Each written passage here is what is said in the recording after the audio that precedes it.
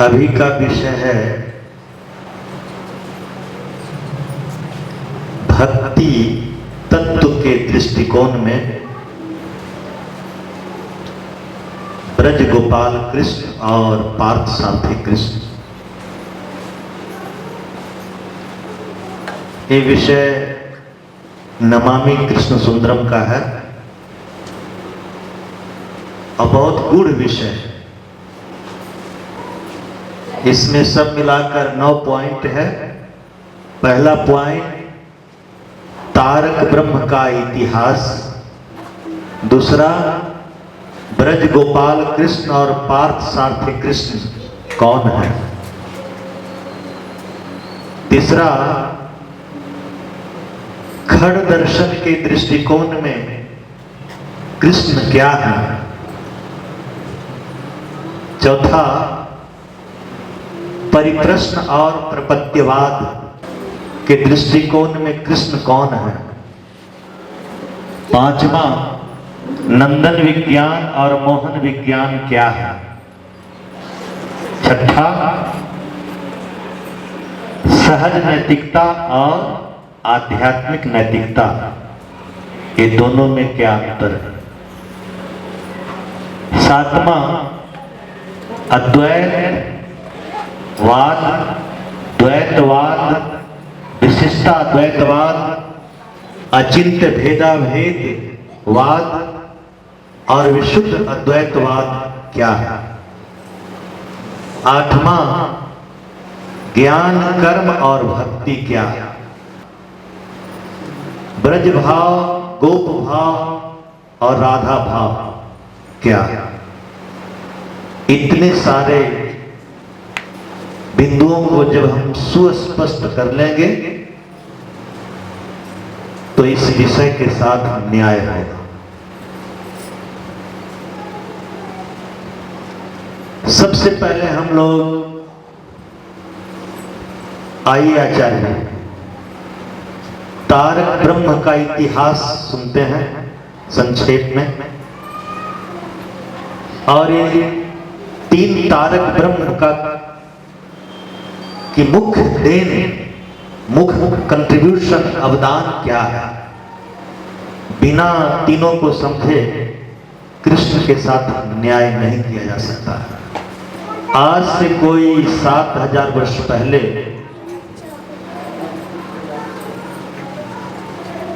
सबसे पहले तारक ब्रह्म इस पृथ्वी ग्रह पर आए,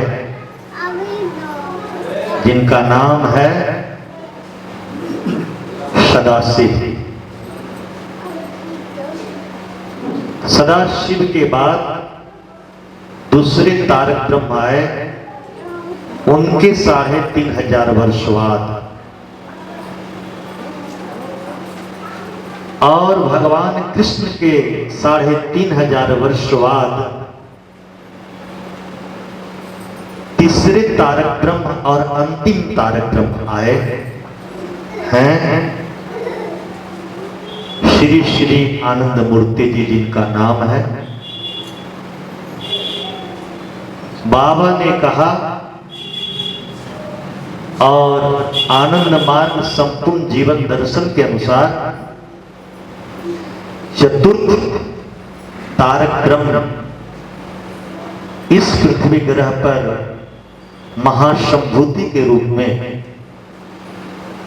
अब नहीं आए, न आने की आवश्यकता है। 2 तारक ब्रह्म शिव और कृष्ण,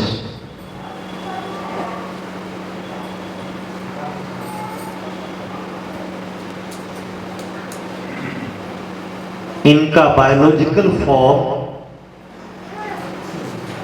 महासंभूति का स्वरूप जिस मानव स्वरूप में आए, मानव संरचना धारण करके, ये जिन मानव संरचनाओं के माध्यम से एक ही परम ब्रह्म उस पूर्ण काम सत्ता के माध्यम से जो अपने आप को प्रकट किए अभिव्यक्त किए,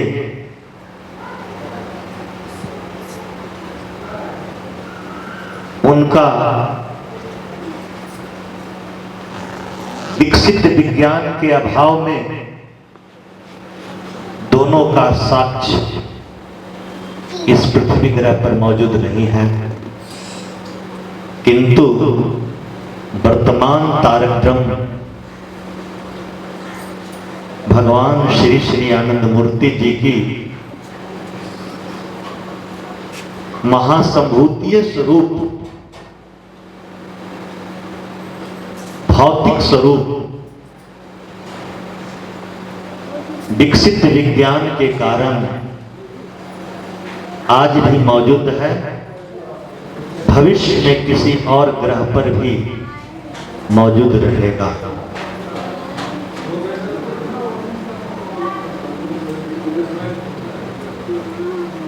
बाबा ने कहा, तीन तीन तारक ब्रह्म को एक ही ग्रह पर आने की जरूरत पड़ गई, क्यों? इसे समझ लेना होगा। क्या एक तारक ब्रह्म सर्व समर्थ नहीं थे जो दो दो और को आना पड़ा? ये बात जरूरी है कि नहीं, समझ लेना। एक ही परम ब्रह्म प्रकट हो रहे हैं तो तीन बार उनको आने की जरूरत क्यों पड़ गई?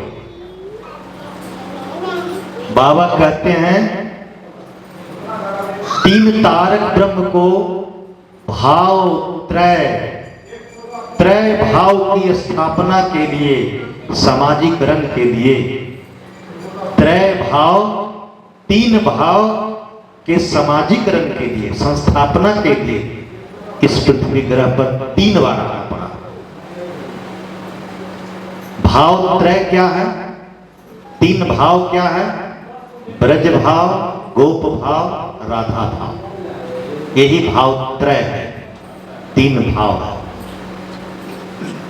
इसी तीन भाव की संस्थापना के लिए, समाजीकरण के लिए एक परम ब्रह्म को तीन विभिन्न माध्यमों से, तीन महासंभूति के तीन स्वरूप के माध्यम से पृथ्वी ग्रह पर आना पड़ा। और कहते हैं चौथी बार आने की आवश्यकता, चौथे स्वरूप में आने की आवश्यकता नहीं, क्योंकि चौथी कोई भाव नहीं है जिसकी संस्थापना करनी, तीन ही भाव। भगवान शिव के समय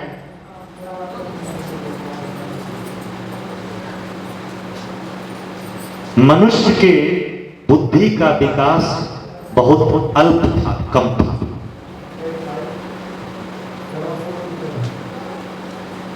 सहजात प्रवृत्तियों पर आधारित मानव समाज की संरचना हुई थी। शूद्र प्रबल, तमोगुणी शूद्र प्रबल विचारधारा उस समय था। आहार, निद्रा, भय, मैथुन, ये चतुर्कर्म के ऊपर कोई और कर्म प्रबल नहीं था। सामूहिक मनोधारा में ऊंची ऊंची बात, दर्शन की बात समझने में तात्कालिक मानव समाज, मानव समूह समर्थवान नहीं थे। इसलिए भाव त्रय की दो गहरी, गोप और राधा भाव को समझने में अक्षम थे। इसलिए अलग अलग तारक ब्रह्म को महासंभूतीय स्वरूप के माध्यम से आना पड़ा। भगवान शिव के गण कहते हैं ना, ये सांप, छुछुंदर, पशु पक्षी, यही सब उनके गण होते थे। इसका अर्थ बहुत गहरा है। मनुष्य की शक्ल में भगवान शिव के इर्द गिर्द रहने वालों में जो हीन वृत्तियां, निम्न कोटि की वृत्तियां प्रबल थी, लेकिन वे सब के सब शिव के भक्त थे, साथ रह रहे हैं, सर्प दंशने की, विष वमन करने की प्रवृत्ति भी प्रबल है, उसे भी सिर्फ अपने गले में रख रहे हैं और नजदीक ला करके रख रहे हैं। एक बार एक अवधूत बोले, एक कम्युनिस्ट विचारधारा के बंगाल के उस पृष्ठभूमि के लोगों को बाबा ने केंद्र में पोस्टिंग करके क्यों रखा? तो एक बहुत ही वरिष्ठ अवधूत बोलते हैं, अगर उस जहरीले विषैले सांप नाग को समाज में छोड़ दिया जाएगा खुला सांड की तरह, तो सबको डस लेगा। इसलिए भगवान शिव बुद्धिमान थे, आनंद मूर्ति जी अपने गले में बांध कर रखे, अपने अगल बगल रखे। ये कोई साधारण बात नहीं है, आज बात प्रमाणित होता है। भगवान शिव के समय भी जन सामान्य से बौद्धिक स्तर में उच्च कोटि के लोग थे शिव के गण, फिर भी हीन प्रवृत्तियों से बहुत सब वशीभूत थे। ये स्वाभाविक बात है। भगवान के पास हो जाने से, नजदीक हो जाने से हमेशा निर्विकल्प और सविकल्प और संप्रज्ञात असंप्रज्ञात और भाव समाधि में ही रहेगा, ऐसा नहीं है। सामान्य अवस्था से निम्न स्तर में भी मनुष्य आ सकता है। बाबा कहते हैं कि मूलाधार से लेकर मणिपुर चक्र तक ब्रज भाव का क्षेत्र है, और मणिपुर चक्र से लेकर के विशुद्ध चक्र तक, आज्ञा चक्र तक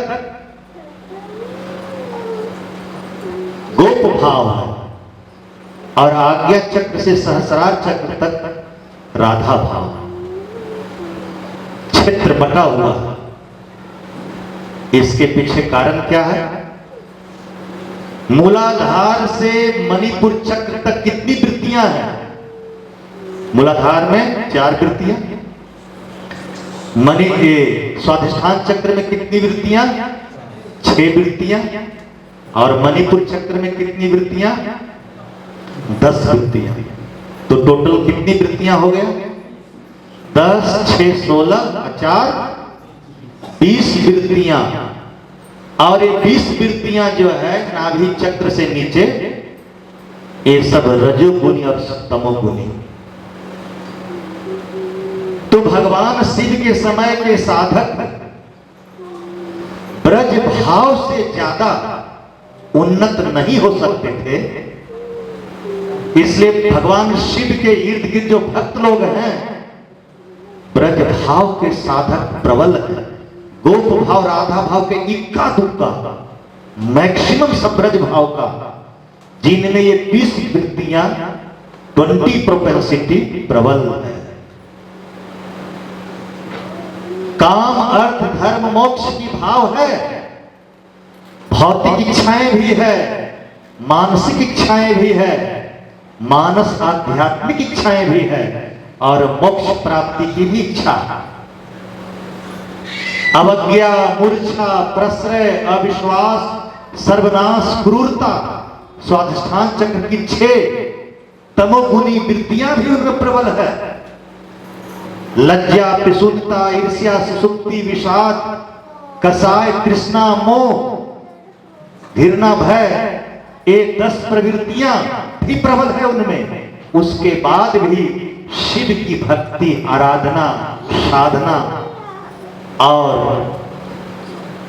नारायण सेवा उस जमाने में भी कर रहे हैं, त्याग भी कर रहे हैं शिव के लिए, लेकिन ये सारी प्रवृत्तियां भी प्रबल हैं। इसलिए बाबा ने रख दिया कि ब्रज भाव का प्रभाव क्षेत्र, कर्म क्षेत्र क्या है? ये तमोगुणी और रजोगुणी वृत्ति। लेकिन गोप भाव का प्रभाव क्षेत्र कौन है? कर्म क्षेत्र, अनाहत चक्र। यहीं से सात्विक वृत्तियां शुरू होती है। अनाहत चक्र से आज्ञा चक्र तक ये इनका कर्म क्षेत्र है, कुरुक्षेत्र है। गोप भाव सतोगुणी है। ब्रज भाव में क्या है? रजोगुण और तमोगुण प्रधान है। हम साधना किस लिए करते हैं, सेवा किस लिए करते हैं? हमको आनंद मिल रहा है, भगवान को और दुनिया को आनंद मिल रहा है, उससे कंसर्न नहीं है। क्यों तुम साधना करो, तुम तो बड़े बहुत धने सेठ हो।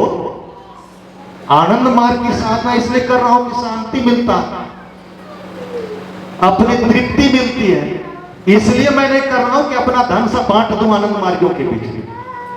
ये ब्रज भाव के साथ ऐसे साधकों के निम्न अधोगामी रजो और तमो वृत्तियां बहुत प्रबल होती है, लेकिन गिद्ध भाव प्रबल है। आकाश में उड़ रहे हैं, साधना सेवा चलती रहेगी, लेकिन अधोगामी वृत्तियां प्रबल उठे रहेगी। ये बहुत गहरी रहस्य की बात है। भगवान शिव इससे ज्यादा कुछ कर ही नहीं सकते थे, उनकी व्यवस्था थी। का करूं श्रृंगार पिया मोर आंधर। अब हम जिस पिया को लेकर के आगे बढ़ना है वो तो उठ ही नहीं सकता इससे। तो सोचे चलो इतना को हम ब्रज भाव में सब करो, तुम अड़बड़ गड़बड़ सड़बड़ सब करो, जो तुम्हारी स्वाभाविक प्रवृत्तियां वो सब करो, लेकिन मुझे तो प्यार करो, मेरी आराधना करो, मैं शिव हूं।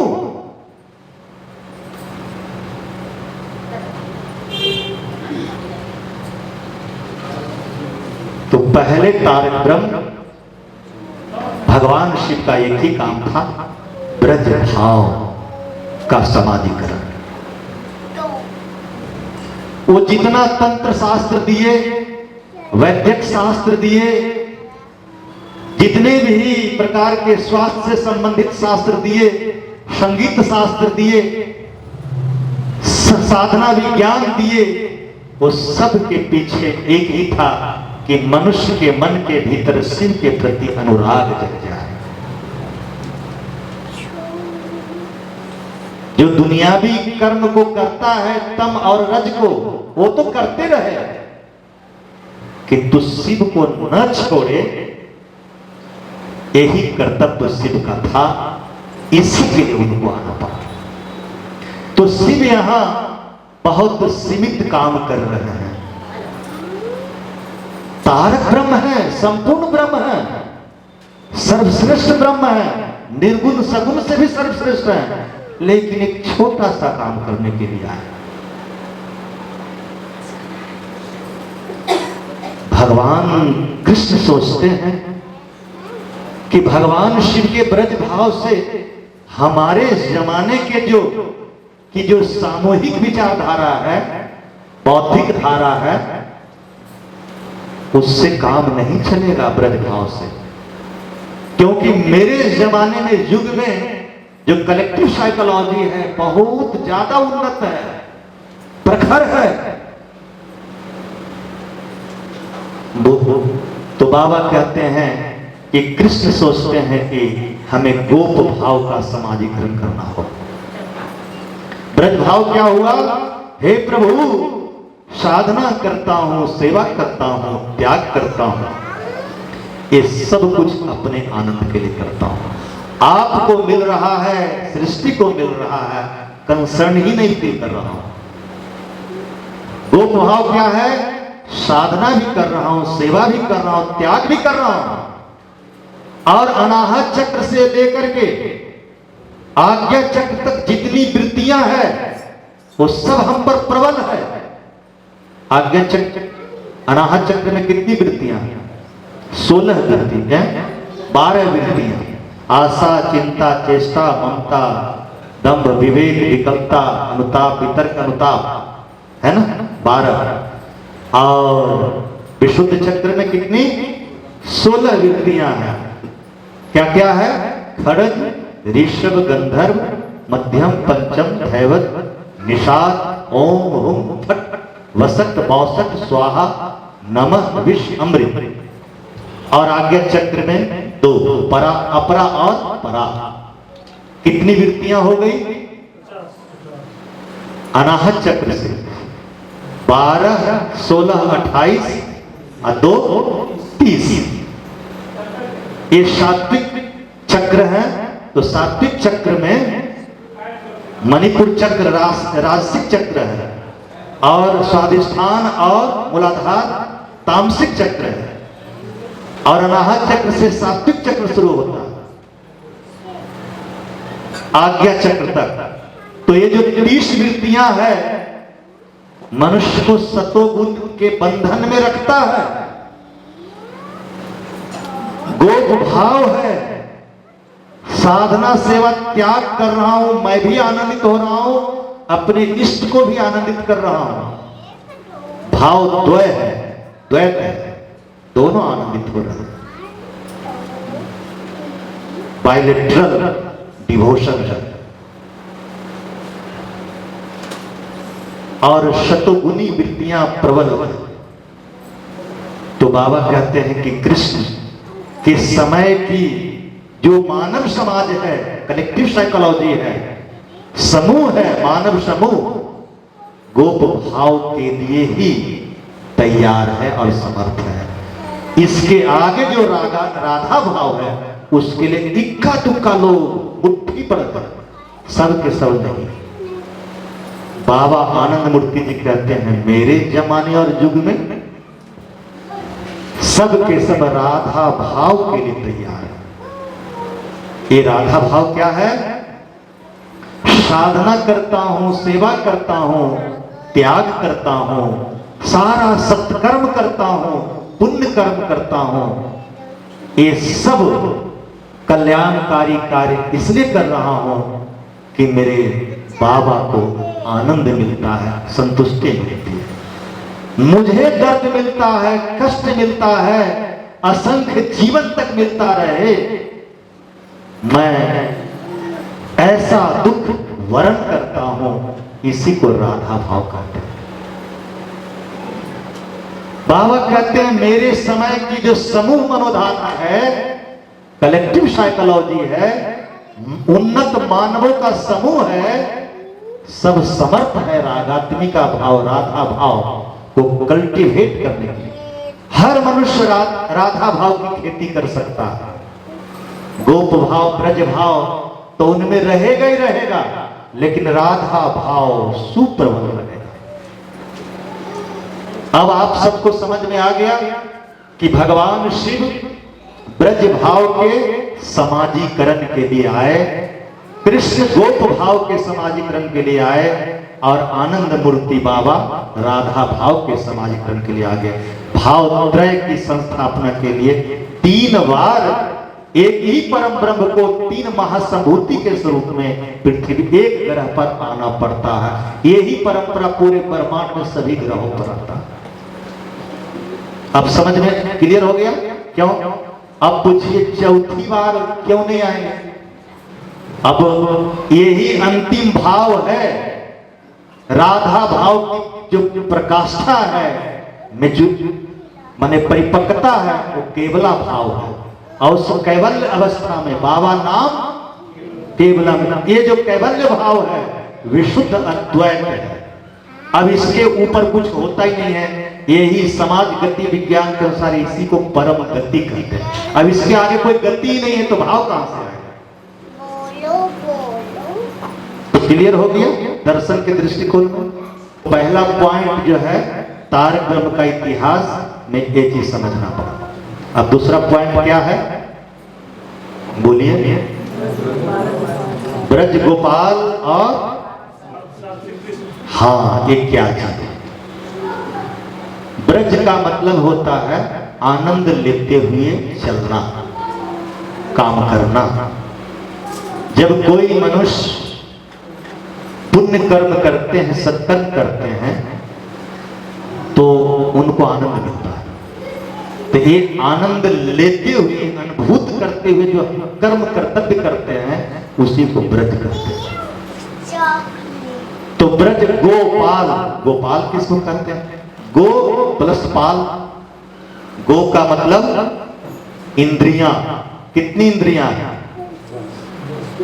फिर कितनी इंद्रियां? कितनी इंद्रियां? 11। मन भी साथ में जोड़ दिया गया है।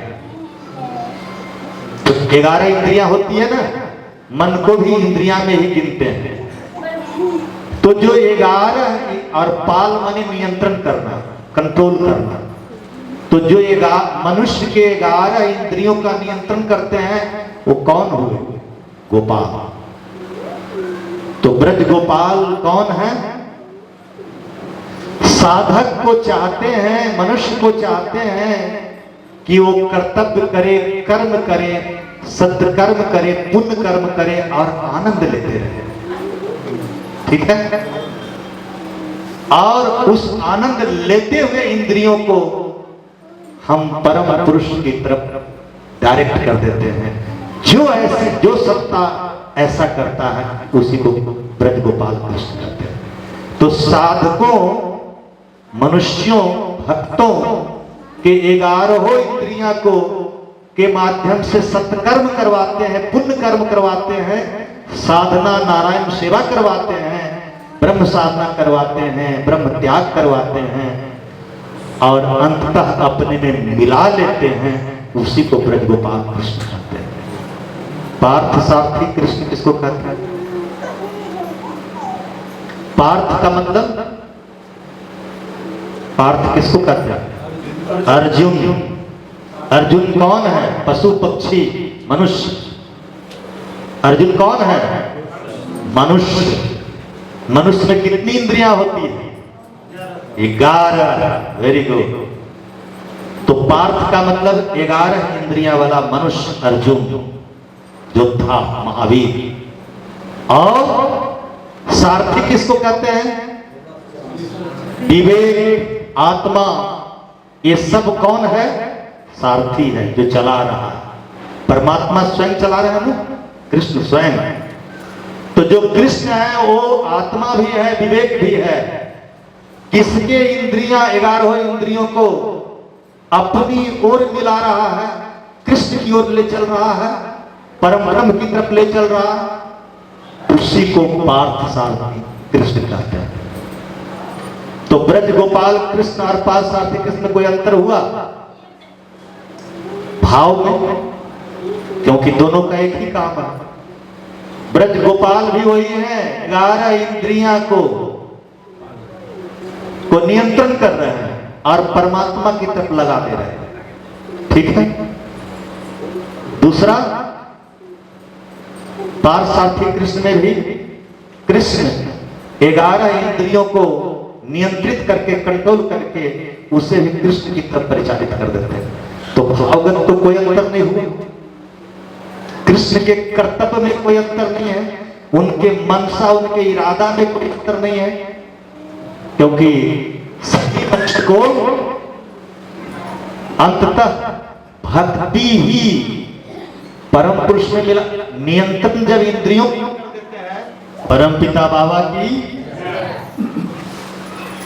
तो ब्रज गोपाल कृष्ण भी 11 इंद्रियां को परम पुरुष की ओर डायरेक्ट कर रहे हैं, संचालित कर रहे हैं। और पार्थ सारथी कृष्ण भी 11 इंद्रियां, अर्जुन के 11 इंद्रियों को परम पुरुष की ओर परिचालित कर रहे हैं। दोनों का काम है भक्ति दे करके इष्ट में मिला देना। बाबा कहते हैं कि ब्रज गोपाल कृष्ण बांसुरी बजा करके प्रत्यक्ष रूप से भक्ति के माध्यम से भाव जगा करके 11 इंद्रियों को कृष्ण के सगुण सेवा में लगा करके निर्गुणत्व को उपलब्ध करवा रहा है। वहीं पर पार्थ सारथी कृष्ण कुरुक्षेत्र के मैदान में 10 इंद्रियों एक अंगुली पर सुदर्शन चक्र चला करके ज्ञान और कर्म की शिक्षा दे करके, ज्ञान को प्रोत्साहित करके, कर्म को प्रोत्साहित करके, भक्ति में प्रतिष्ठित करके और निर्गुणत्व को उपलब्ध करवा रहे हैं। एक 10 अंगुलियों से बंसी बजा करके भक्ति जगा रहे हैं ब्रज गोपाल कृष्ण, है ना, बांसुरी के द्वारा, और दूसरा एक अंगुली पर सुदर्शन चक्र चला करके कुरुक्षेत्र के मैदान में दोनों भक्ति ही जगा रहा है। ये हो गया दूसरा पॉइंट। तीसरा, खड़ दर्शन। खड़ दर्शन के दृष्टि में श्री कृष्ण। खड़ दर्शन में है सांख्य दर्शन, योग दर्शन, वैशेषिक न्याय, गौतमीय न्याय, पूर्व मीमांसा, उत्तर मीमांसा। ये 6 प्रकार के दर्शन है, फिलॉसफी है, भारतीय दर्शन इसको कहते हैं। इन सब में कृष्ण जो है परमात्मा। एक लाइन, अब इससे ज्यादा नहीं समझाएगा, नहीं तो सबको नींद आ जाएगा। परमपिता बाबा की है ना, हाँ, खड़ दर्शन समझाएंगे सब नींद में चला जाएगा। समाधि ने निद्रा में, निद्रा के पार करके समाधि मिलता है। निद्रा में अभाव रहता, समाधि में भाव रहता है ना। तो खड़ दर्शन के दृष्टिकोण में कृष्ण पुरुषोत्तम है, परमात्मा। बस इतना ही जानना, इससे ज्यादा आगे बढ़ेंगे।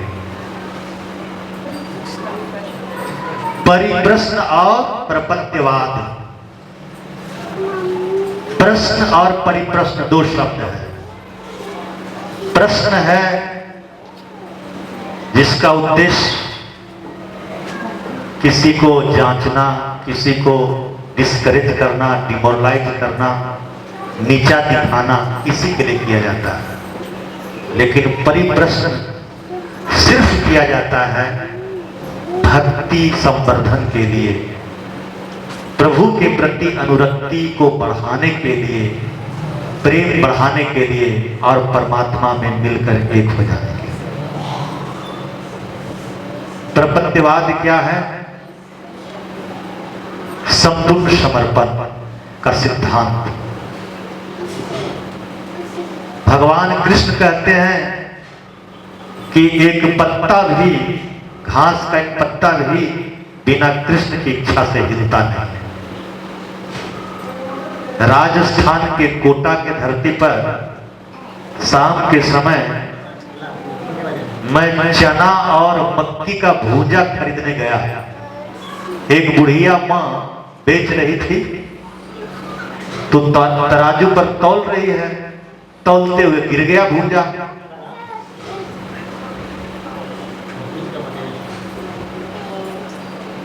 मैंने कहा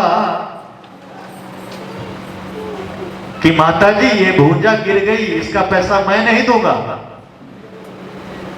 बोलती है बेटा खाली सन्यासी का कपड़ा पहन लिया। हम बोले वो कैसे? तो बोलती है एगो पत्ता भी बिना परमात्मा की इच्छा से हिलता है। भूजा गिर गया तो गिर गया, तुम मत देना, हम पैसा तुमसे नहीं लेंगे। भारत के पावन भूमि में एक अपर बुढ़िया माँ की आध्यात्मिक का स्तर ये है और सन्यासी का स्तर बाबा नाम केवल है। तो अब आप सोच सकते हैं, यही प्रपंचवाद की महिमा है। सभी लोग यहाँ जितने बैठे हैं भले पीएचडी नहीं किए हैं, ब्रह्म में तो सब पीएचडी, सब यहाँ बैठे हुए कितना। मुझसे पूछेगा कि आनंद मार्ग के सभी साधक साधिकाओं के बारे में मैं जानता हूं, मुझे अनुभूति है कि सब पीएचडी हैं ब्रह्म पर, परमात्मा के ऊपर। एकेडमिक क्वालिफिकेशन भले ना हो, कॉलेज वाला डिग्री ना हो, लेकिन भगवान की शिक्षा में बड़ी पीएचडी है सब, भक्ति। इसलिए जो प्रपंचवाद है यही बताता है, बाबा कहते हैं भक्ति का एक स्तंभ है। प्रारंभ में पूर्ण समर्पण, मध्य में पूर्ण समर्पण और अंत में पूर्ण समर्पण, यही अध्यात्म है। इसके आगे और कुछ नहीं। हमारी यात्रा पूर्ण समर्पण से शुरू होती है, आंशिक समर्पण से नहीं। हमारा माध्यमिक पड़ाव पूर्ण समर्पण में है और अंतिम परिणति मिलन पूर्ण समर्पण से ही होती है। आगे दादाजी छठ दर्शन को एक बार लिख दिया, खड़ दर्शन को लिख लिया जाए, लिख ला, यहाँ जगह नहीं है ना, लिखा। खड़ दर्शन में 6 दर्शन है, 6 स्कूल्स ऑफ फिलॉसफी। सांख्य दर्शन महर्षि कपिल ने आज से 4000 वर्ष पहले सांख्य दर्शन दिया। अब सुनते जाइए इतिहास को, अगर पढ़ाकू है तो पढ़ाऊंगा और सुलाकू है तो सुलाऊंगा। सांख्य के बाद योग दर्शन, योग दर्शन को महर्षि पातंजलि ने दिया था, उनका तिथि उथि पता नहीं।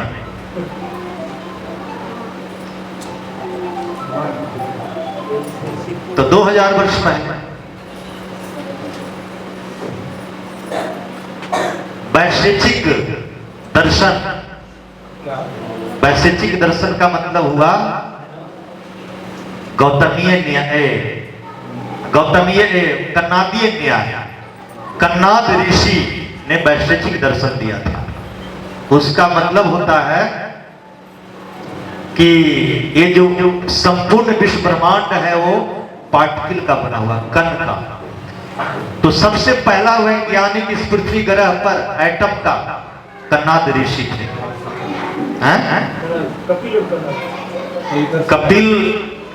कपिल ऋषि दर्शन के पहले दार्शनिक थे, लेकिन एटम का सबसे पहले रिसर्च कन्नाद ऋषि ने किया था। कन्नाद तृतीया विभक्ति, ये चतुर्थी जिस उससे उत्पत्ति होती है ना, नहीं चतुर्थी है आपादान कारण। कन्नाद, कन्नाद माने कण से जिसकी उत्पत्ति हुई हो, तो पंचमी विभक्ति ना। हाँ आपादान। दर्शन का क्या नाम है? कौन? वैशेषिक न्याय दर्शन, वैशेषिक न्याय दर्शन, वैशेषिक न्याय दर्शन, इसी को कन्नादीय न्याय कहते हैं, जिसमें कॉज एंड इफेक्ट थ्योरी आया, कारण और प्रभाव, है ना। जितने भी दुनिया में परिणाम है, प्रभाव दिखते हैं, उसका मूल कोई न कोई कारण रहता है। कहते हैं कुछ हुआ है तो कुछ न कुछ कारण होगा। इस फिलॉसफी का प्रतिपादन सबसे पहले कन्नाद ऋषि किया था, कार्य कारण सिद्धांत। गौतमीय न्याय, गौतम ऋषि का न्याय दर्शन, इस न्याय दर्शन को तर्क शास्त्र कहते हैं, युक्ति शास्त्र कहते हैं, लॉजिक एंड रीजनिंग का शास्त्र। पूर्व मीमांसा, पांचवा हो गया पूर्व मीमांसा। पूर्व मीमांसा के प्रतिपादक जैमिनी ऋषि थे।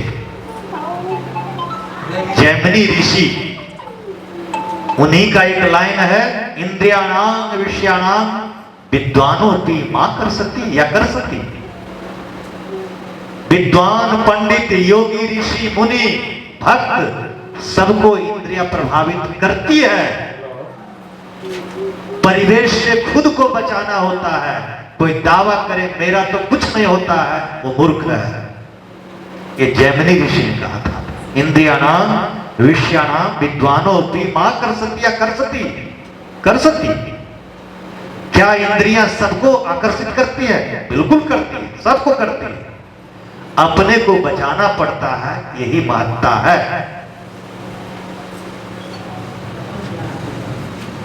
और छठा हो गया उत्तर मीमांसा। उत्तर मीमांसा के प्रतिपादक महर्षि बादरायण थे। शास्त्रों में बहुत कंट्राडिक्शन है कि बादरायण ऋषि ही वेद व्यास थे, महर्षि कृष्णद्वैपायन व्यास। क्योंकि वेदांत पूर्व उत्तर मीमांसा को ही वेदांत कहा जाता है। वेदांत का मतलब हुआ उपनिषद, ज्ञान कांड, ठीक है। अब कर्म कांड जो जैमिनी ऋषि ने दिया इसको लिखित रूप से, तो ये कर्म कांड, जिसमें कर्म कांड जितना है पांच भौतिक देवता के रूप में, पंच देवता के रूप में, या कर्म कांड में जो 33 करोड़ देवी देवता है, वो सब जैमिनी ऋषि उसके समर्थक है। इसलिए पूर्व मीमांसा उसको कहते हैं, और उत्तर मीमांसा में वेदांत, उपनिषद, ज्ञान कांड, वेद का ज्ञान कांड। और इस पर चर्चा करना है। परिप्रश्न और प्रपत्तिवाद, हम भगवान को जानने के लिए कुछ पूछते हैं, किसी को जांचने के लिए नहीं, और बिना उनकी इच्छा से कुछ भी नहीं हो सकता। ये मेरा मानना है, भरोसा है, विश्वास है, आस्था है, निष्ठा है, श्रद्धा है। आगे चलिए। मेरा मतलब मेरा नहीं, सबका। नंदन विज्ञान और मोहन विज्ञान। जब परम सौंदर्य, जो परम पुरुष हैं, कृष्ण हैं, परम आकर्षक सत्ता सारी सृष्टि को अपनी ओर खींच रहे हैं। कृष्ण का मतलब आकर्षक सत्ता, परम आकर्षक सत्ता, सबको अपनी ओर खींच रहे हैं। तो दुनिया में जो संघर्ष होता है पिंड पिंड के बीच में, महापिंड के बीच में, सबके बीच में, संपूर्ण सृष्टि के अंतर परमाणुक संरचनाओं के भीतर और बाहर, ये सब कुछ परम पुरुष कृष्ण के आकर्षण के कारण। समझ में आया? हर घर में लड़ाई, युद्ध, महायुद्ध, धर्म युद्ध, भीतर बाहर जो सब हो रहा है, उसके पीछे कृष्ण की आकर्षण शक्ति काम कर रही है। न खींचते न टकराता, वो खींच रहे थे, टकरा रहा। यही स्वाभाविक भीतरी बात है। तो बाबा कहते हैं कि उस परम सौंदर्य की अनुभूति या बोध संघर्ष के माध्यम से जब तुम करते हो, उसको नंदन विज्ञान कहते हैं। आज जब बिना सब कुछ नंदन विज्ञान के द्वारा सारे संस्कारों को जला लेते हो, दग्धीज हो जाते हो, और उस समय जो आकर्षण की अनुभूति होती है, ये मोहन विज्ञान है। जब आप बाबा नाम केवलम करते हैं, तो आप विशुद्ध अद्वैत भाव में हैं। सिर्फ परम पुरुष है, मैं और परम पुरुष नहीं हूं, सिर्फ परम पुरुष है। बाबा नाम सिर्फ बाबा का नाम है और कुछ नहीं है। तो दो सत्ता वहां नहीं है। यही बाबा नाम केवलम करते करते ब्रह्म में मिल जाते हैं, तो इसी को तो मोहन विज्ञान कहते हैं। तो ये मिलन की जो अवस्था है, दग्धबीज होने के बाद ही संभव है। जब कोई संस्कार वासना भंड में नहीं रहेगा, आपके मन के वासना भाण में, मन के भीतर जब कोई भी संस्कार भोग करने के लिए नहीं रहेगा, उस अवस्था में जो कृष्ण की आकर्षण है और जिससे मिलन हो जाता है, परम सौंदर्य में मिलकर एक हो जाते हैं, इसको मोहन विज्ञान कहते हैं। लेकिन मोहन विज्ञान की अवस्था में आने से पूर्व नंदन विज्ञान में प्रवेश जरूरी है, अर्थात संघर्ष जरूरी है। समझ में आ गया? अगला नंदन विज्ञान केवल बांसुरी या ढोलक बजाना नहीं, संघर्ष करना। नंदन विज्ञान को और स्पष्ट, नंदन विज्ञान को और स्पष्ट किया। नंदन विज्ञान बाबा कहते हैं इस दुनियावी जगत में जहां कहीं भी सुंदरता दिख रहा है, सृष्टि के हर अभिव्यक्ति में सुंदरता है, सौंदर्य है, इसी को नंदन विज्ञान कहते हैं। ये जो दृष्टि है देखने की, सत्यम शिवम सुंदरम की जो अभिव्यक्तियां हैं, विविध अभिव्यक्तियां हैं, सब सुंदरताओं से भरा हुआ है। तो ये जो हमारे भीतर आत्म अनुभूति है, सुंदर देखने की जो चक्षु है, बोध है, इसी को नंदन विज्ञान कहते हैं। जगत अर्थात परमात्मा के बाहरी स्वरूप का दर्शन करना, और मोहन विज्ञान है परमात्मा के आत्मा का दर्शन करना, भीतरी स्वरूप का दर्शन करना। समझ में आया? तो बाबा कहते हैं जब बाहर का सुंदरता देखोगे, है सब कृष्ण की सुंदरता बिखरी हुई है, तो संघर्ष करना पड़ेगा, भोग करना पड़ेगा, दुख भोगना पड़ेगा। भीतरी सौंदर्य को देखोगे तो आनंद की अनुभूति होगी। यही मोहन विज्ञान आनंद विज्ञान के अंदर हुआ ना। क्लियर? चल आगे बढ़ो। एक घंटा में क्लास खत्म हो जाएगा। चलो पहले इसको समझा देता हूं, तो फिर कहानी पर कहानी बताऊंगा।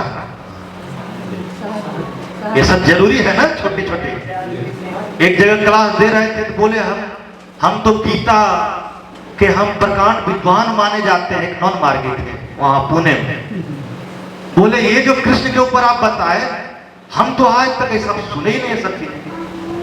तो इसलिए ना भगवान को क्या देना पड़ा? नमः शिवाय सावधान, नमामि कृष्ण सुंदरम, इसलिए देना पड़ा।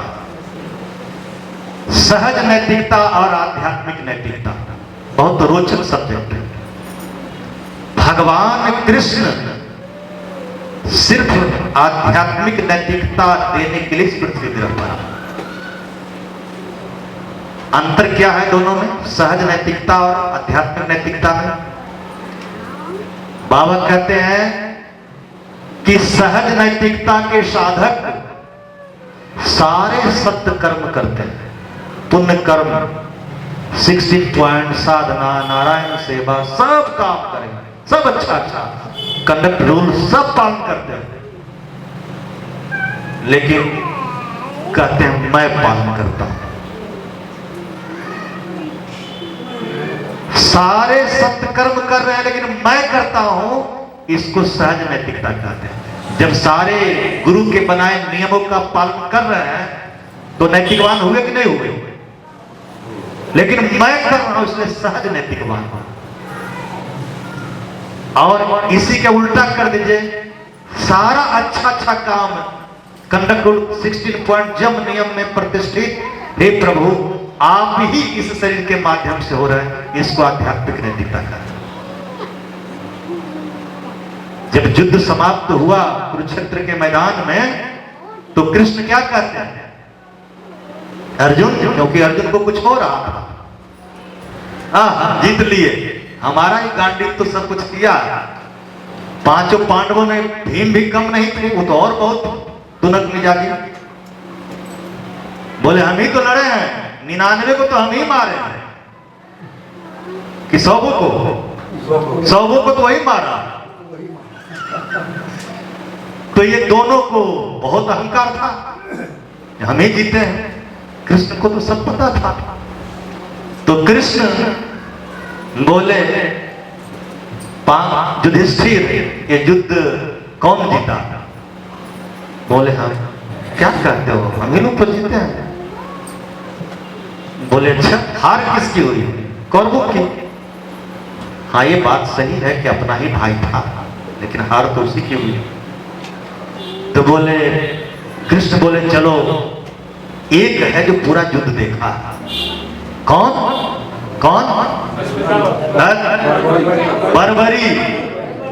बर्बरी ऐसे महावीर थे जो कोई नहीं था। उसको तंत्र साधना से 3 ऐसी सिद्धि मिली थी, वो भी विद्या तंत्र की साधना थी। 3 ऐसी सिद्धियां मिली थी कि 3 पल में पूरा युद्ध समाप्त कर सकता था। एक कृष्ण को पता, कृष्ण को तो सब मालूम ही है।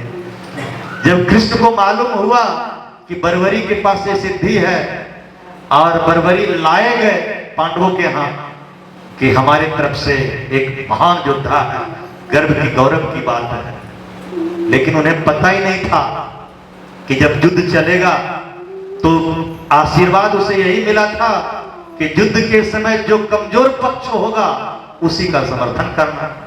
तो प्रारंभ में सेना की तुलना में तो कौरव ज्यादा है, लेकिन बाद में कृष्ण को पता है कि पलड़ा किसका भारी हो जाएगा, इसलिए ये बर्बरी तो उधर साथ दे देगा तो सब गड़बड़ हो जाएगा। तो उसकी सर ले लिए, दे दो दक्षिणा करो, गुरु मान ही लिया था। तो आप सब कहानी जानते हैं, संक्षेप में बताता हूं। तो बर्बरी से पूछे, क्योंकि बर्बरी को एक पहाड़ पर रख दिए थे जहां कुरुक्षेत्र का मैदान हो रहा था, पहाड़ी क्षेत्र था, वहीं पर एक छोटा सा पहाड़ी था टीला, उसी पर उसका सर रखा हुआ है और आशीर्वाद कृष्ण का मिला हुआ है कि वो देख सकता है। तो देखा, उससे पूछा, सभी लोग वहां गए, पूछे कुरुक्षेत्र के मैदान में कौन लड़ रहा था? बोले कृष्ण। पांडवों की तरफ से कौन युद्ध जीता? कृष्ण। कौरवों की तरफ से कौन हारा? तो कृष्ण। आपको कुछ और दिखाई नहीं पड़ा? बोले कृष्ण के अलावा मुझे कोई दिखाई नहीं पड़ा। तब अहंकार चूर चूर हुआ। इतने से भी काम नहीं चला, तो यहां तो कृष्ण दिखा दिए, अनुभव करवा दिए कि कृष्ण ही सब कुछ है, बाकी कोई नहीं है। तो सारे कर्मों का जो कर्माध्यक्ष है कृष्ण है, इसी को स्वीकार करना आध्यात्मिक नैतिकता है। और सारा कर्म कर रहे हैं, सत्कर्म कर रहे हैं, अच्छा कर रहे हैं, धर्म का कर्म कर रहे हैं, लेकिन ये मान लेना कि मैं कर रहा हूं, विराट के मैं को श्रेय नहीं मिल रहा, क्षुद्र मैपन को श्रेय मिल रहा है। तो क्षुद्र मैपन के पुण्य कर्म का श्रेय देना क्या हो गया? सहज नैतिकता। और विराट कर्म, विराट सत्ता को श्रेय देना क्या हो गया? आध्यात्मिक नैतिकता। अंतर समझ में आया? इतने ही समझना। अर्जुन का अहंकार अभी भी समाप्त नहीं हुआ। युधिष्ठिर अश्वमेध यज्ञ कर रहे हैं, उसी साम्राज्य में युधिष्ठिर के समर्थक एक और राजा है, कृष्णपुर का राजा मोरध्वज, वो भी अश्वमेध यज्ञ कर रहे हैं, लेकिन पांडवों के जीतने की वजह से उन्हीं की खुशी के लिए कर रहे हैं। एक ही समय में दो अश्वमेध यज्ञ हो रहा है, एक खुद के लिए कर रहा है, एक प्रसन्नता के लिए कर रहे हैं, उसी की। दोनों का घोड़ा, अश्वमेध यज्ञ का नियम है घोड़ा छोड़ा जाता, अगर कोई रास्ते में उसको अरेस्ट कर लिया तो उससे लड़ाई करना पड़ता था।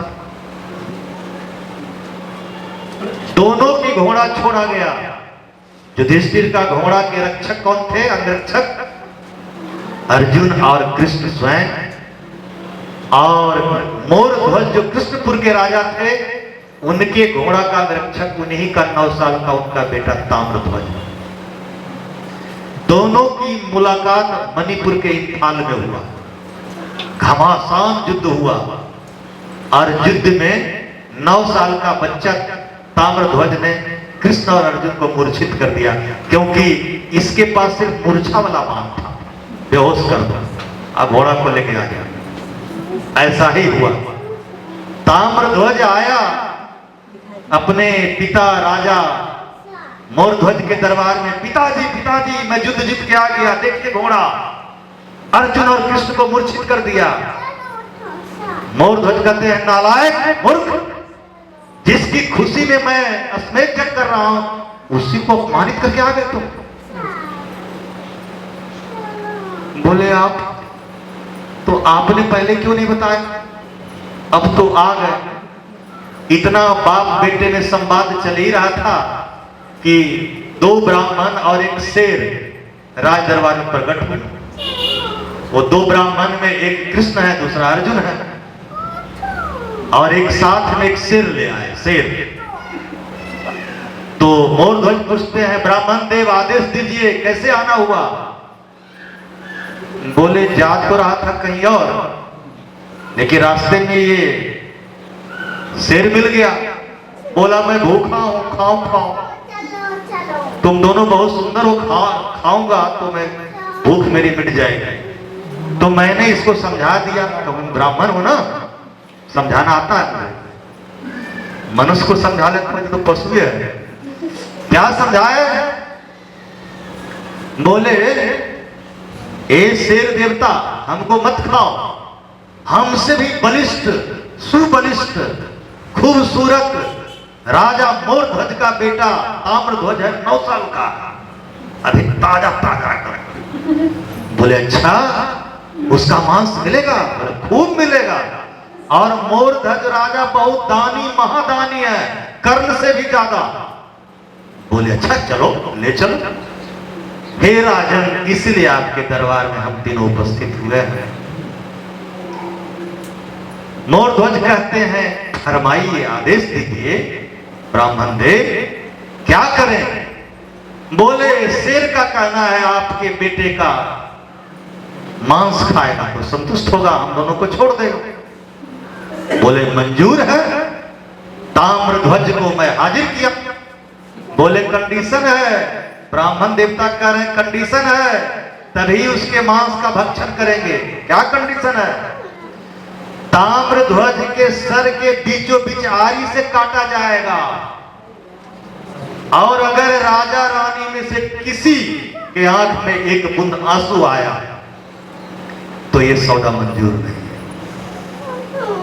मोरध्वज कहते हैं आदेश है, क्योंकि ताम्रध्वज कहता है पिताजी देर मत करिए, ये मेरे लिए सौभाग्य है, सुअवसर है, खाने दीजिए। इतना होना था। हाँ, अब आरी से काटना शुरू कर दिए।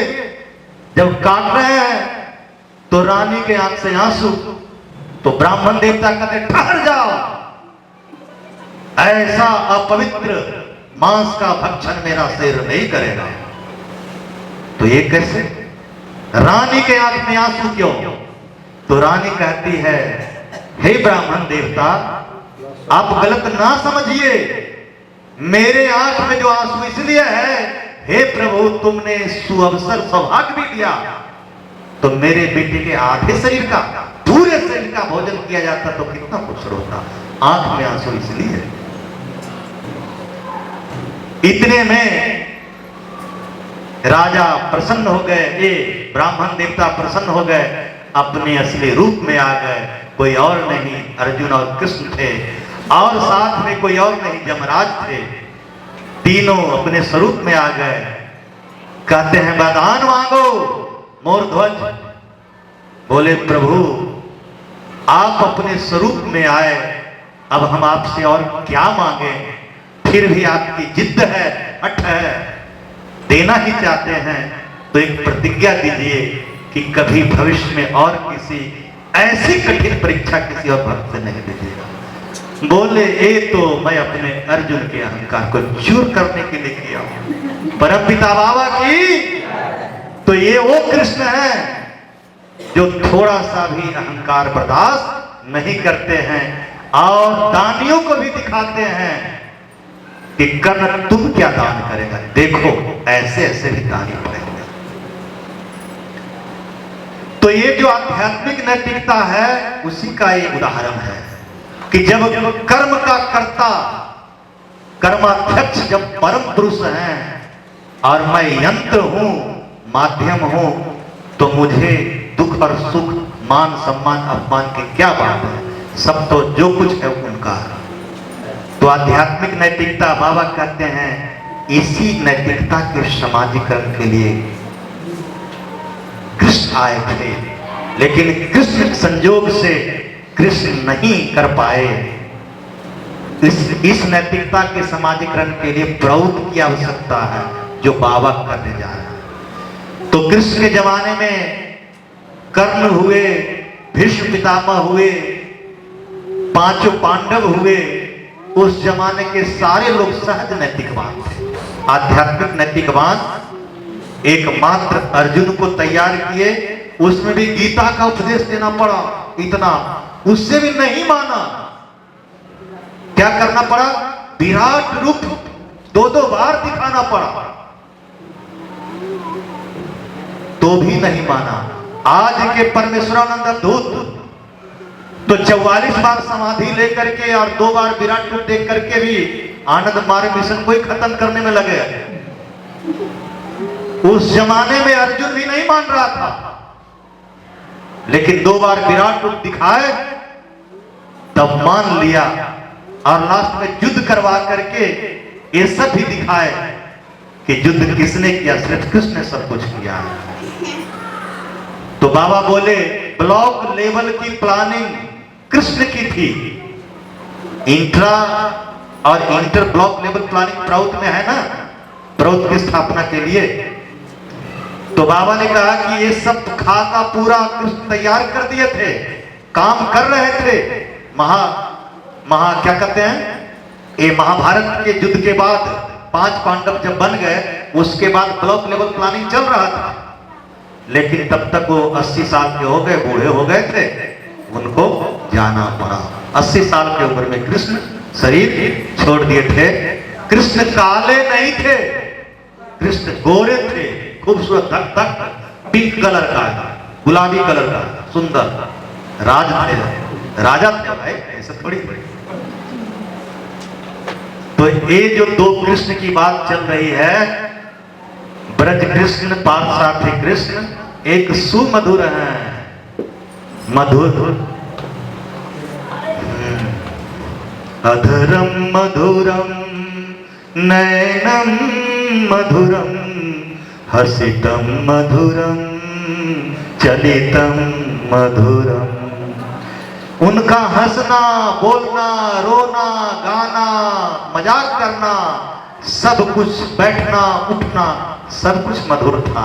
ये ब्रज के कृष्ण थे। पार्थसारथी कृष्ण खनाखन तीरों की लड़ाई, तीर का युद्ध चलता था,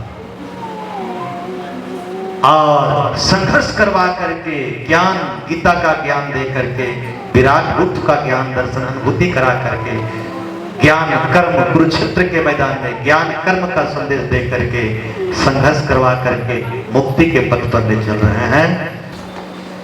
ये जो रहस्यमय कृष्ण का व्यक्तित्व है, जिसके लिए संदेह करते हैं, लुधियाना में टीएमसी हुआ, बाबा कमरे में आए, सारे अवधूत को बोले तुम लोग का कृष्ण के रासलीला के बारे में क्या कहना है? सारे अवधूत बोले बाबा लोगों की अवधारणा ठीक नहीं है।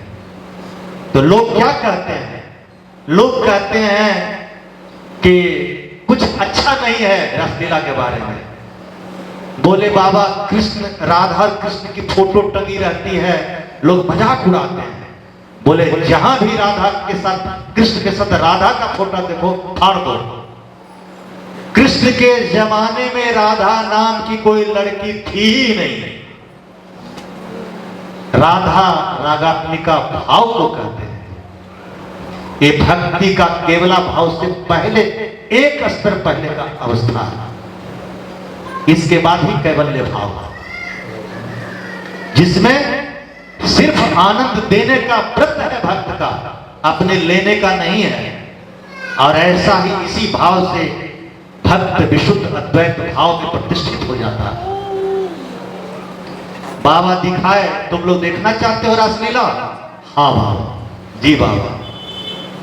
तो बाबा अपने बेड पर बैठे थे, सारे अवधूत नीचे बैठे थे। बाबा बोले सब लोग आंख बंद करो। आंख बंद करते थे, बाबा बोले खोलो। देखते हैं बाबा का पूरा शरीर ज्योतिर्मय हो गया। अब इस ज्योतिर्मय स्वरूप को देखते देखते देखते देखते सारे अद्भुत खोने लगे, भाव में आने लग गए, रो रहे हैं, चिल्ला रहे हैं। और जिसको जो बना उस परम चुंबक ने खींच लिया सबको। बाबा के शरीर का जो पोर्शन मिला सब उसको पकड़ के लिपट करके सब रो रहा, सिसक रहा है। और माने जिसको जो इच्छा है सब कर रहा है, उस दिव्य भाव में है सब। बाबा कहते छोड़ो जी, बहुत हो गया, अब तुम लोग सब समझ गए कृष्ण की क्या रासलीला है। और धीरे धीरे बाबा अपनी कृपा से सबको दूर किए, सब गए। फिर भी सब रो रहे हैं, भाव में हैं। बाबा पूछ रहे हैं कैसा लगा रासलीला जी? अब कोई कुछ बोले ही नहीं, सब मस्त है, रासलीला चल रहा है, इतनी जल्दी जाती है। आपसे ज्यादा कौन जानता है? मां बोले यही कृष्ण की रासलीला है जी। वृंदावन में, ब्रज में कृष्ण जो भक्त स्वभाव के लोग होते थे, स्पर्श कर देते थे, वो भाव समाधि में चले जाते थे। इसी को देख करके लोग, बाद के लोग जो कंस के पार्टी के लोग हैं, लिख करके, आज भी लोग लिख रहे हैं ना उल्टा पुल्टा, उस जमाने में भी ऐसे लिखा करते थे।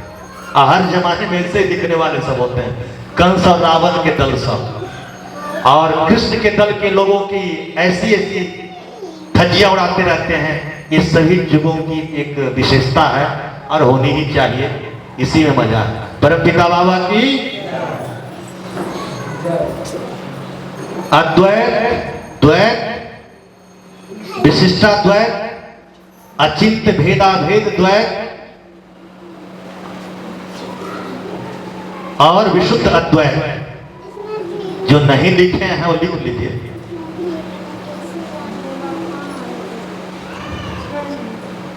माधवाचार्य, बल्लभाचार्य, निबिकाचार्य, चैतन्य रामानुजाचार्य, चैतन्य महाप्रभु, शंकराचार्य के वंशज सब हुए आचार्यों की श्रेणी में। शंकराचार्य जी ने अद्वैतवाद का सिद्धांत दिया। ये अद्वैतवाद क्या है? मैं और प्रभु में सिर्फ प्रभु है, मैं नहीं हूं, ये अद्वैतवाद। अद्वैत जिसमें दो नहीं है, अद्वैत। द्वैत में दो है, मैं भी हूं और प्रभु भी, दोनों हैं। द्वैतवाद हुआ है, शायद कोई निबिकाचार्य का दिया हुआ है, वो अच्छा से याद नहीं है। ये निबिकाचार्य, बल्लभाचार्य, माधवाचार्य और रामानुजाचार्य, यही सब है, पांचों छह। शंकराचार्य से शुरू हुई अद्वैतवाद, उसके बाद माधवाचार्य आए। ये क्या कहते हैं, विशिष्टाद्वैत जो है इनका दिया हुआ है, माधवाचार्य का, रामानुजाचार्य का विशिष्टाद्वैतवाद। हाँ, 1300 वर्ष पहले शंकराचार्य के समय की बात है। आचार्यों की श्रेणी में सबसे पहले तो शंकराचार्य आए, उसके बाद धीरे धीरे धीरे धीरे माधवाचार्य, बल्लभाचार्य, निबिकाचार्य, द्वैतचार्य, बल्लभाचार्य का द्वैत, बल्लभाचार्य का विशिष्टाद्वैतवाद, रामानुजाचार्य का। और कहीं इधर नाम हो जाए तो जानकारी कर लीजिए। तो द्वैतवाद का मतलब हुआ कि भक्त का रहा है, भक्त भी है और भगवान भी है, ये द्वैतवाद हुआ। माने दोनों का अस्तित्व है, क्षुद्र भी है, विराट भी है, हम भी है प्रभु और तुम भी हो, दोनों का अस्तित्व है।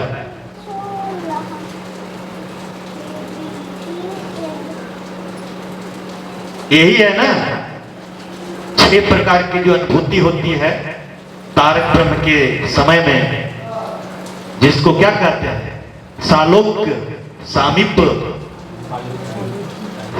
सायुज्य, सारूप्य, सारूप्य, सायुज्य, सालोक्य, सामीप्य, सारूप्य, सायुज्य, सारस्ती, सायुज्य है, सारूप है, सारस्ती, कैवल्य, है ना। 6 प्रकार की अनुभूति। जब तारक ब्रह्म आते हैं तो भक्त अनुभूत करता है 6 प्रकार की, सहज ही, सहज अनुभूति इसको कहते हैं। कि जब भगवान धरती पर आए थे तो मैं भी था, इसी लोक में मैं था, इसको सालोक्य समाधि कहते हैं।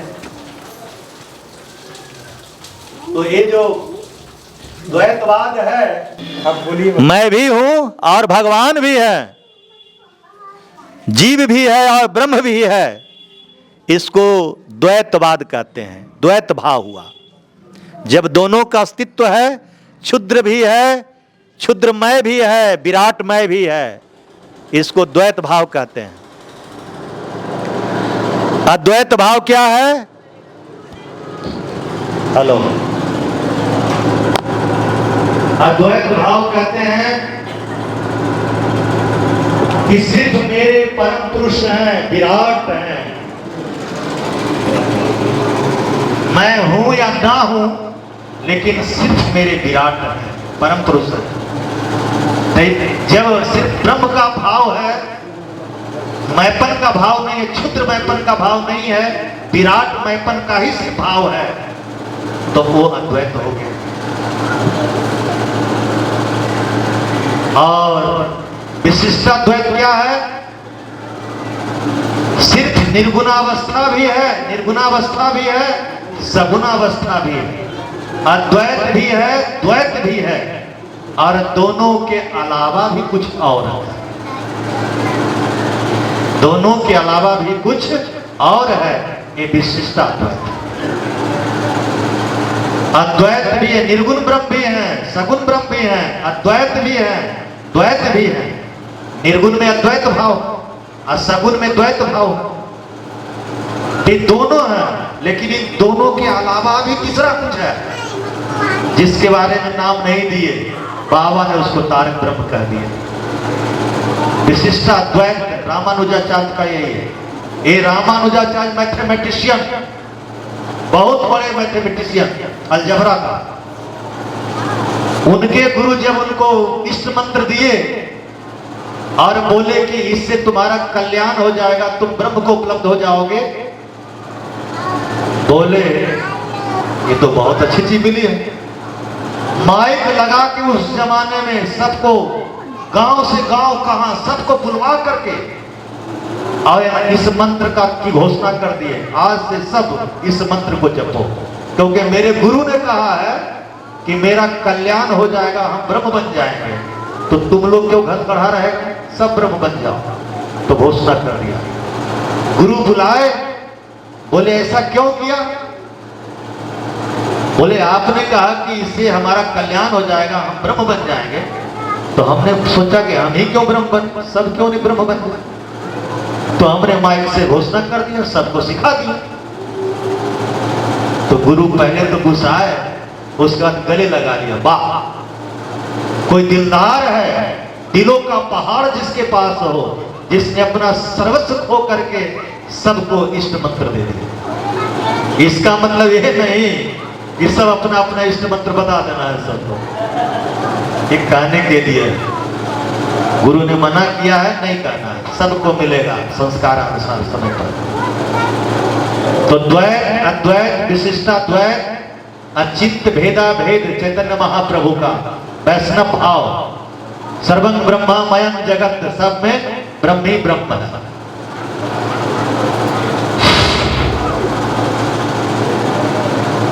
अब क्या रह गया? विशुद्ध अद्वैत।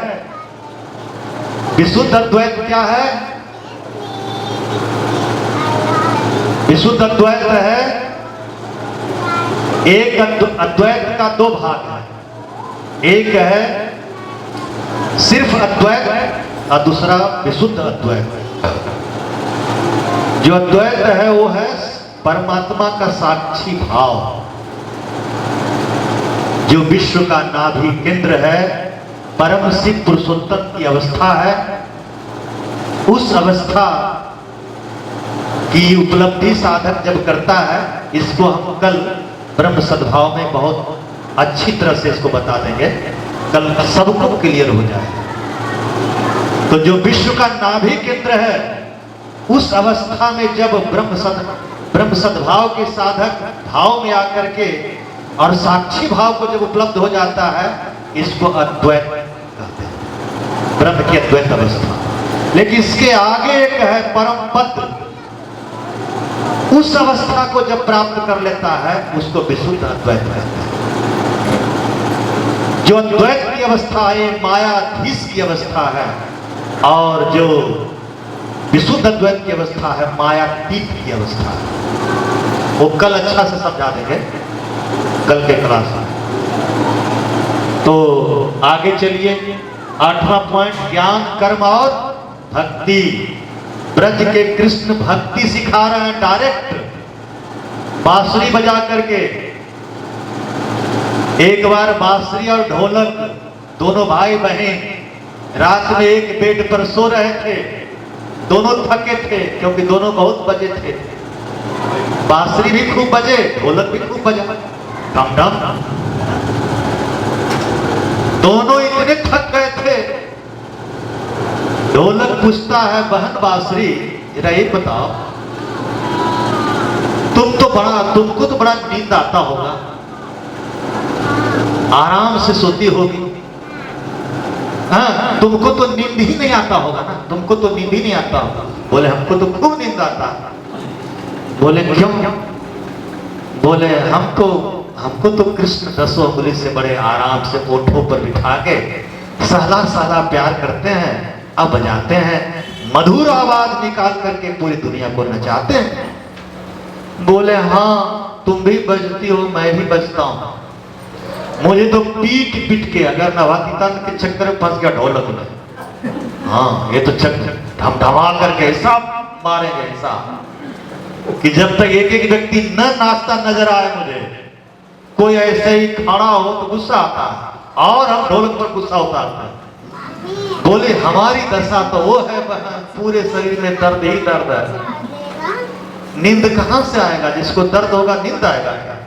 तुमको तो सहलाते ओठों की सैया, और उसमें भी सॉफ्ट अंगुली, और उसको तुम आनंद ही आनंद। बांसुरी कहती है क्या कहूं इस आनंद का राज, सच पूछो सच पूछो। एक बार की और बात है, राधा और बांसुरी में जलन हो गया, लड़ाई हो गई। बोले मैं कृष्ण को सबसे ज्यादा प्यार करती हूँ। बांसुरी कहती है मैं तो प्यार करती नहीं, कृष्ण मुझे प्यार करते हैं। राधा तुम प्यार करती हो कृष्ण को, किंतु कृष्ण मुझे प्यार करते हैं। बोले कैसे? बोले इसके पीछे राज यही है, मैं कोई छोटे घराने की नहीं हूं, हरी हरी बांस के घराने की हूं, बम्बू, हरे भरे भरे लंबा चौड़ा परिवार जंगल में। और बचपन से ही, कुछ लोग जानते हो मेरी दुख दर्द कहानी सुनोगे, मेरी दास्तान, बचपन से ही लोग, जब मैं सॉफ्ट हूं, मुलायम कली, तो काट करके लोग सब्जियां बना के खाते हैं, जिह्वा का स्वाद लेते हैं, रसना का। जब मैं बड़ी होती हूं तो पाठशाला के गुरुजी डंडे बना करके बच्चों को पीटते हैं, और जब बड़ी लाठी बन जाती हूं, है ना, और बड़ी, तो लोग उसी में से काट करके कुछ बांसुरी बजाते बनाते हैं, चारों तरफ सुखाते हैं, फिर आग के पास भी ले जाते हैं, और सब कुछ करके तब छेद छेद करके तब बांसुरी बजाते हैं। अंदर बाहर भीतर ऊपर नीचे खाली छेद ही छेद है, चारों तरफ खाली छेद ही छेद है। फिर भी कृष्ण मुझसे मधुर आवाज निकाल करके पूरी दुनिया को ओंकार ध्वनि सुनाते हैं, और आनंद के समुद्र में गोते लगवाते हैं। इसमें मेरा क्या कसूर है? यही कारण है कि आज मैं आनंद में। तुम भी तपो हे राधा, तुम भी तपो, अभी तो तुम्हारी मैं ही नहीं खत्म हुआ, खत्म करो मैं, आज महसूस करो कि तुम कुछ नहीं हो, सब कुछ वो है, तभी प्यार बढ़ेगा, नहीं तो घटल रहेगा। परम पिता बाबा की यही ब्रज भाव, गोप भाव, राधा भाव। अभी एक प्रेमानंद स्वामी जी हैं वृंदावन में, बहुत छाए हुए हैं, राधा राधा मंत्र को जपते हैं। तो इस्कॉन के जो अमोघ स्वामी जी हैं, अमोघ लीला स्वामी जी, वो कहते हैं कि राधा राधा कहने से कृष्ण ही मिलेंगे, कृष्ण कृष्ण कहो तो कृष्ण मिलेंगे। अब दोनों में तर्क शास्त्र चल रहा, वाक युद्ध चल रहा, हर जमाने में शास्त्रार्थ चलता। आज सोशल मीडिया पर एक दूसरे के सामने खड़ा होकर नहीं, सब छिप छिप करके एक बोल रहा है, एक दूसरा आवाज दूसरे प्रवचन में बोल रहे हैं, दूसरा प्रवचन में जवाब दे रहा, ऐसे शास्त्रार्थ चल रहा है। आनंद मार्ग आनंद मूर्ति जी ने सुस्पष्ट कर दिया कि विशुद्ध द्वैत को, विशुद्ध कृष्ण को कौन प्राप्त करेगा? कृष्ण की जो परम पद की अवस्था है उसको कौन प्राप्त करेगा? बाबा नाम केवलम, जो बाबा नाम केवलम करेगा। बाबा नाम केवलम का मतलब ही होता है सिर्फ विशुद्ध अद्वैत मायातीत अवस्था है ब्रह्म, बाकी कुछ भी नहीं। इसी अवस्था का साधक उनको प्राप्त करेगा। लेकिन जिसके जीवन में तारक ब्रह्म नहीं है वो परम पद नहीं पा सकता। परम पिता बाबा की